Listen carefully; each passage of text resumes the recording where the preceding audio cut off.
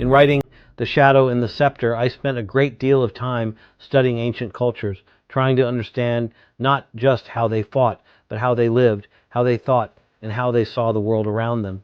So sit back for a moment and try to imagine this.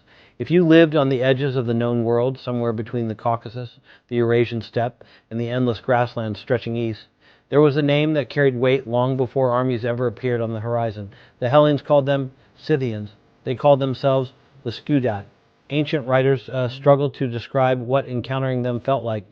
Even Herodotus, writing generations later, sounds unsettled. He tells us the Scythians ruled Eurasian steppe between the 7th and 3rd century BCE, extracting tribute, raiding freely, and moving through the world with an ease that made resistance feel pointless.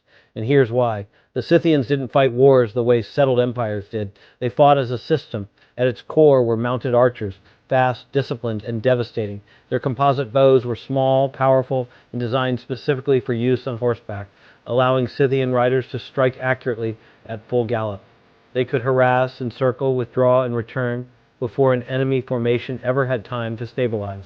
But that was only the beginning. They paired these archers with heavily armored horsemen, warriors protected by layered leather and iron scale, wielding long swords meant for cutting from the saddle. Their belts, greaves, helmets, and shields were all adapted to mounted combat. Even their horses were protected, and when necessary, the Scythians adopted what worked. From Urartu and Assyria, they incorporated chariots, not as relics of older warfare, but as tools within a broader tactical framework. This wasn't chaos. This was adaptation, and it worked. Empires with walls, with kings, with gods of their own, fell back before them.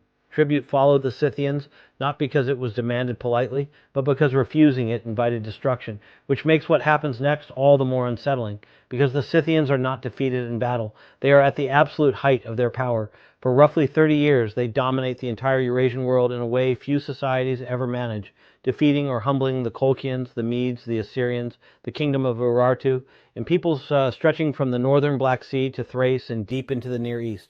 And then they are betrayed. According to Herodotus, the Median king Cyaxares invites the Scythian leaders to a feast. Wine flows. Hospitality is offered. And when the Scythians are drunk, unguarded, in a way only victors ever allow themselves to be, Cyaxares has them killed. Not on a battlefield, not in open war, but at a table. And that moment matters, because it marks the beginning of the end, not of Scythian influence, which will persist for centuries, but of Scythian dominance. I'd love for you to like and follow as I continue sharing the cultures, people, and places that make up the world of Mens Mori and the Shadow and Scepter.